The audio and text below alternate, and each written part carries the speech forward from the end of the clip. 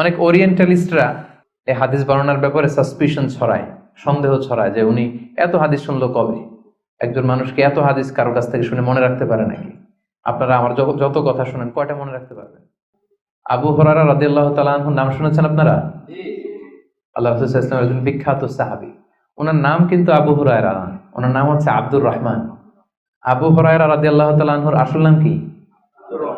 সবাই বলতে হবে, আব্দুর রহমান। তো উনি আবু হুরায়রা হলেন কি করে? হিজরাতুন মানে বিড়াল, আর হুরায়রা মানে ছোট্ট বিড়াল। তো উনি বিড়াল পালতেন, বিড়াল নিয়ে দুষ্টামি করতেন। আমাদের অনেকে শখ আছে ঘরে আমরা বিড়াল পালি। তো উনি একবার ঢোলা জামা, এই জুব্বার আস্তিনের মধ্যে বিড়াল নিয়ে রাসূল সাল্লাল্লাহু আলাইহি ওয়াসাল্লামের কাছে আসছেন।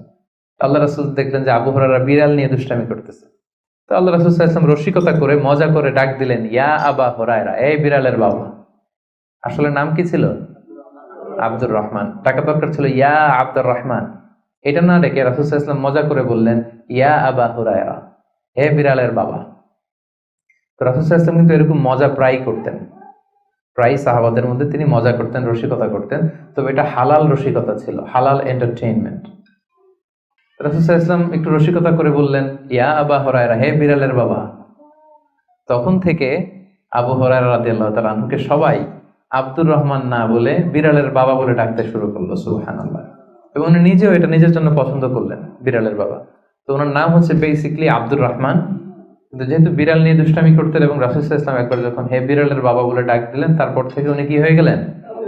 আবু হুরায়রা। উনি সর্বাধিক হাদিস বর্ণনাকারী সাহাবী, উনার চেয়ে বেশি হাদিস কোন সাহাবী বর্ণনা করেননি। 5374টি হাদিস বর্ণনা করেছেন। মসজিদে নববীর পাশে একটা বারান্দা আছে, এটাকে বলে সুফা। এই বারান্দায় যে সাহাবারা থেকে থেকে পড়াশোনা করতো ওনাদেরকে বলা হতো আহলে সুফা। আবু হুরায়রা রাদিয়াল্লাহু তাআলা আনহু এই আহলে সুফার সদস্য ছিলেন।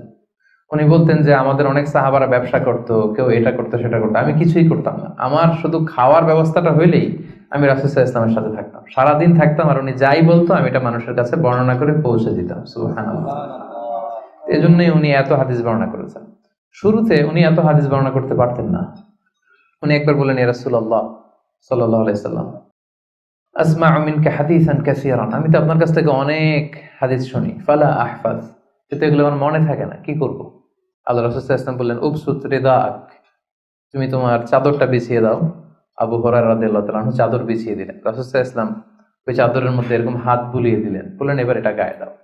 এটা গায়ে দেওয়ার পর থেকে উনি বললেন, এরপর থেকে জীবনে যত হাদিস শুনেছি আল্লাহ রাসূল সাল্লাল্লাহু আলাইহি ওয়াসাল্লামের মুখ থেকে একটাও ভুলি নাই, একটাও ভুলিনি। রাসূল সাল্লাল্লাহু আলাইহি ওয়াসাল্লামের দোয়ার বরকত, রাসূল সাল্লাল্লাহু আলাইহি ওয়াসাল্লামের দোয়ার বরকতটা এরকম ছিল, উনি যদি কোনো লোনা পানির কুয়ার মধ্যে অজু করে কুলির পানি ফেলতেন, ওইটা মুহূর্তের মধ্যে মিঠা পানির কুয়া হয়ে যেত। গাছের মধ্যে ফল ধরে না, রাসূল সাল্লাল্লাহু আলাইহি ওয়াসাল্লাম টাচ করলে এর পরের বছর ফল হতে হতে একেবারে সয়লাব। আনাস রাদিয়াল্লাহু তাআলা আনহুর জন্য একবার দোয়া করে দিয়েছিলেন, আল্লাহ তাকে সন্তান বেশি দাও, তাকে সম্পদ বেশি দাও। তো সন্তানের দোয়া এত কাজে লাগছে, ওনার সব মিলে 82 জন সন্তান ছিল, 80 জন ছেলে 2 জন মেয়ে। আর উনি বলতেন যে আমার এমন খেজুরের বাগান ছিল, মদিনার সবার খেজুরের বাগান বছরে খেজুর দিত একবার, আমার খেজুরের বাগানে বছরে খেজুর হতো 2 বার।